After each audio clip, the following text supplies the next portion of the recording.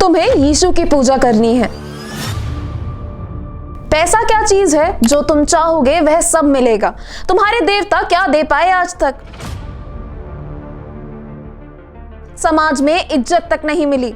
यीशु की शरण में चले जाओ। यह बरगलाने वाली बातें मेरठ के विकास एन्क्लेव में कही जा रही थी। एक सामान्य से दिखने वाले घर के अंदर हॉल में करीब 40 महिलाएं पुरुष मौजूद थे। सामने पादरी बिजू थे, हाथ में बाइबल थी, बगल में सफेद कपड़ों में उनकी पत्नी थी।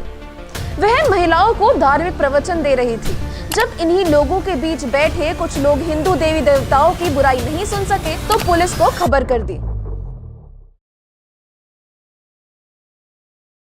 बीते 20 अक्टूबर को शिकायत के बाद जब पुलिस पहुंची तो एक कमरे में ईसाई धर्म के प्रचार की ढेर सारी चीजें मिली। जो लोग इनके संपर्क में थे उनसे बातचीत करने पर सामने आया कि यह लोग 15 साल से मेरठ के अलग अलग इलाके में किराए पर मकान लेते, फिर संगत लगाकर लोगों को ईसाई धर्म अपनाने के लिए प्रमोट करते, कुछ महीने बाद घर बदल लेते और फिर दूसरी जगह मकान किराए पर लेकर नए सिरे से प्रवचन और सत्संग शुरू कर देते। इन लोगों ने अब तक 300 लोगों का धर्मांतरण कराया है। सवाल उठता है कि ये लोग धर्मांतरण करवाते कैसे थे? जब इनसे मिलने आने वाली महिलाओं से बातचीत की तब उन्होंने बताया कि उनसे कहा जाता था कि जो कुछ वो सीखते हैं उसको आगे 2 और लोगों को बताओ और सिखाओ, और उनसे कहो कि वो भी आगे और लोगों को बताएं। इस तरह से यह नेटवर्क बनता चला जाता था।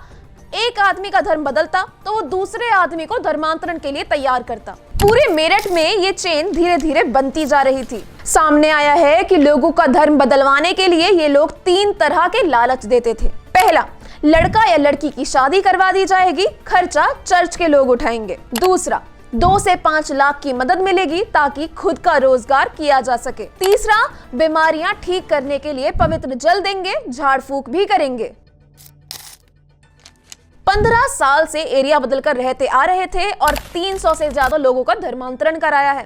मेरठ के तेज विहार, गगन विहार, रोटा रोड सहित तमाम जगह ये पादरी का परिवार रह चुका था। 1 साल से पुलिस को शिकायतें मिल रही थी। हर रविवार ये गतिविधि होती थी, भीड़ आती और घंटों रुक कर जाती। मकान मालकिन को कोई भनक तक नहीं। कुछ महिलाओं ने बताया कि पादरी उनसे कहता कि जो परेशानी है बताओ, सब दूर होगी। कुछ महिलाओं ने अपनी तबीयत खराब होना या घुटने में दर्द की परेशानी बताई तो पादरी उन्हें चमत्कारी राख देता था। उसमें पेन किलर का पाउडर मिला होता था जिसे खाकर दर्द ठीक हो जाता और इस तरह वो लोगों को बरगलाता था। आम जनता के बीच में इनके लोग मौजूद हैं। इसमें मिशनरी स्कूलों के टीचर भी हैं जो बच्चों का शहर के नामचीन स्कूलों में एडमिशन कराने का लालच देते हैं। दूसरा, इनका फोकस होता है गरीब लोग और महिलाओं पर जिनका आसानी से ब्रेन वॉश किया जा सकता है। ये लोगों को अनाज और दवाएं जैसी चीजें देकर अट्रैक्ट करते हैं। जिस दंपत्ति का जिक्र किया गया है पुलिस उसको लोकेट करने का प्रयास कर रही है। पकड़े जाने के बाद पूछताछ और बाकी कार्रवाई की जाएगी। आज के लिए बस इतना ही। जल्द ही मिलेंगे, तब तक के लिए लाइक, सब्सक्राइब और शेयर जरूर कीजिएगा। धन्यवाद।